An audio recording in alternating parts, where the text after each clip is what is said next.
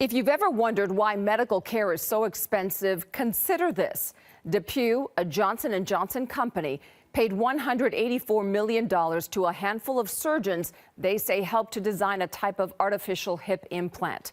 The Pinnacle hip implant became known as the company's billion-dollar baby. But it might surprise you to learn it was not tested in humans before it was sold and surgically implanted into 150,000 Americans, including the Southern California woman you're about to meet. To me, there's no amount of money that can bring that back. It's gone. Angie Rodriguez considers herself a medical experiment gone wrong. In this slide here, it shows a piece of metal. You're looking at a pathologist's image of diseased tissue surgeons removed from Angie's hip while replacing her two DePuy Pinnacle metal-on-metal hip implants. On my right hip, I noticed a growth. It was a half of a grapefruit size pillow of fluid is what it turned out to be. And they said that that was a pseudotumor, a pocket full of fluid and metal debris, yeah. Potentially toxic debris you can see in this animation created for trial. Plaintiffs' attorneys say when metal components of the hip implant grind against each other, they can shed traces of cobalt and chromium debris or ions into the body that can lead to pseudotumors and can set off a reaction destroying muscle and bone.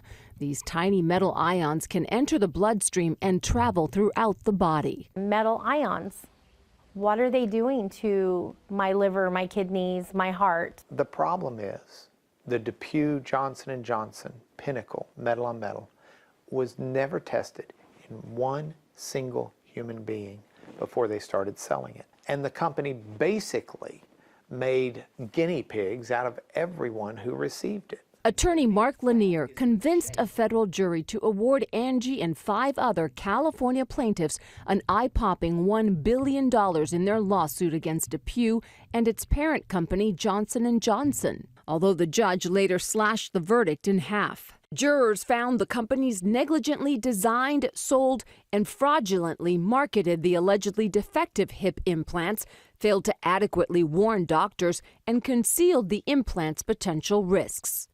DePuy is appealing and says the metal implants filled a need by reducing dislocations and bone tissue damage, problems common with an older type of plastic hip implant. 2 bankers' boxes of spreadsheets of the payments they'd been making to doctors. Those records shown at trial show DePuy paid its Pinnacle hip design surgeons $184 million in royalties. In all, 11 surgeons received payments ranging from about $2 million up to $32, $43, and $44 million. DePuy says there's nothing improper about paying design surgeons for their intellectual property and design know-how. But Lanier argued at trial those royalty payments amount to kickbacks because design surgeons get a percentage of nearly everyone sold.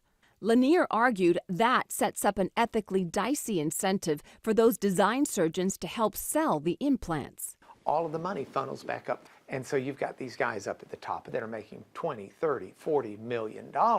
DePuy and Johnson & Johnson have come under the crosshairs of the federal government for certain other payments to orthopedic surgeons in the past.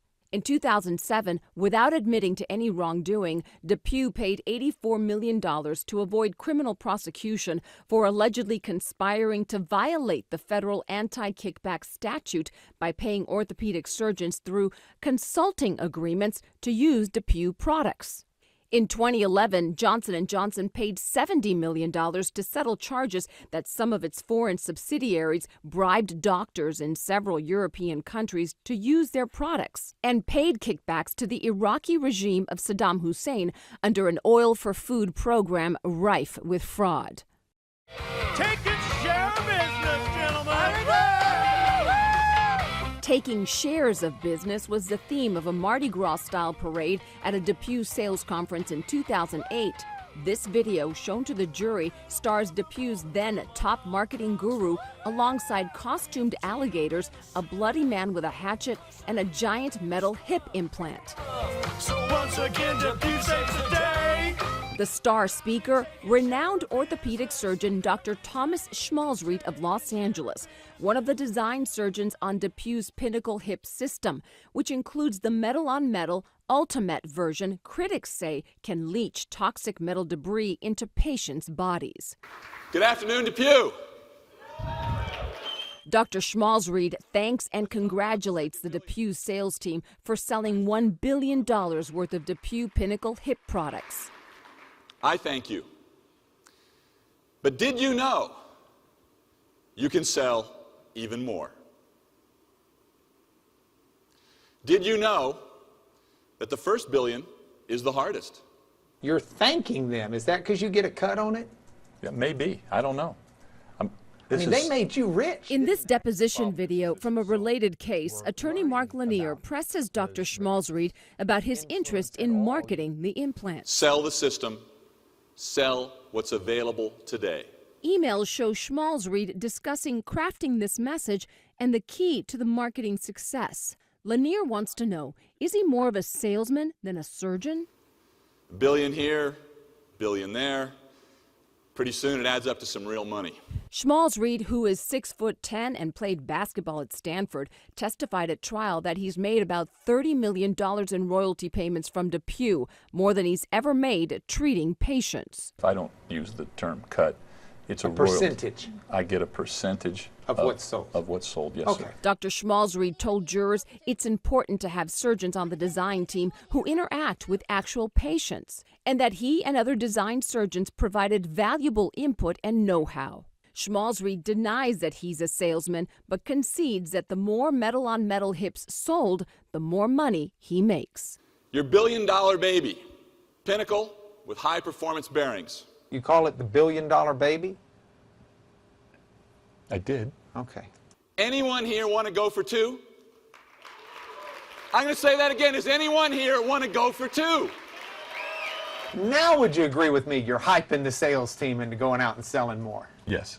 Because Dr. Schmalzried is a design surgeon on Pinnacle Ultimate Hips, he's named as a defendant in at least 865 lawsuits. He told jurors he implanted 59 Ultimate metal hips in his own patients and stopped using them in 2010. At trial, Dr. Schmalzried apologized for this PowerPoint he created and used at orthopedic conferences, comparing the size and position of hip implants to women's butts. We've been trying to reach you. I'm sorry to catch you here. Dr. Schmalzried, I just want to ask you, do you think it was okay to implant the metal-on-metal hips by DePuy without the company ever testing them on humans? Dr. Schmalzried declined to speak with Eyewitness News, but testified at trial that the Pinnacle Ultimate metal-on-metal hip was a good alternative to an older type of plastic hip, especially for younger, more active patients. Lanier argued at trial that cancer is a potential risk, showing jurors this recent government report that found cobalt ions are reasonably anticipated to be a human carcinogen based on studies in animals, and that exposure to cobalt is often seen in patients with failed hip implants. Surgeons with the famed Mayo Clinic documented the 2014 death of a Minnesota woman with 2 Ultimate metal-on-metal hip implants. Her cause of death? Heart failure secondary to cobalt toxicity. A wrongful death lawsuit against DePuy and Johnson & Johnson is pending. Johnson & Johnson still, to this day, we didn't do anything wrong. It's okay. And it's unbelievable. A blood test before Angie's metal hips came out showed her cobalt levels at 6 times what's normal. Post-revision surgery, her cobalt level plunged. We were told that it settles in all major organs. So we don't know what that's going to do in the long run down the road. And it's scary. Lanier told jurors that DePuy rushed the Pinnacle metal-on-metal hip to market without ever testing it in humans, arguing it was a drive for profits at the expense of patient safety. DePuy and many other companies use what the New England Journal of Medicine called a loophole to fast-track metal-on-metal implants through the FDA clearance process. Unlike new drugs, the FDA did not require any metal-on-metal hip implants to be tested in human beings. That loophole allowed manufacturers like DePuy to skip clinical trials and test the hips only on simulators if they could show the implants were substantially equivalent to other devices already in use. I think that, in a way, the patients were guinea pigs, yes. Orthopedic surgeon Dr. Herbert Huddleston of Tarzana testified at trial he's taken out dozens of metal-on-metal hips that failed. In the worst cases, the bone and the soft tissues around the hip started to look like pieces of cheese, except pitch black pieces of cheese. This is all completely stained up with cobalt and chromium. That is as bad as it gets. Sometimes we get in there and it looks like it's filled with old oil that you've drained from your car. It was very shocking to find out that they didn't have to have testing in people in order to get this cleared. And when the FDA realized how tragically wrong this system could be abused, they shut it down for metal-on-metal hips and said no metal-on-metal hip will be approved this way again. And in fact, if you're going to continue to sell them, you've got to show us that they actually should be approved. You can no longer rely on that loophole. And that's when the companies pulled the products. DePuy did pull its Pinnacle Ultimate metal-on-metal hip off the market in 2013, in part due to that change in FDA rules, but maintains it was due to declining sales, not related to safety or efficacy, and is not a recall. They put the blame on myself and my colleagues. One-time DePuy consultant surgeon Tony Nargle says he tried to warn the company. Metal-on-metal hips at his hospital in England were failing at high rates.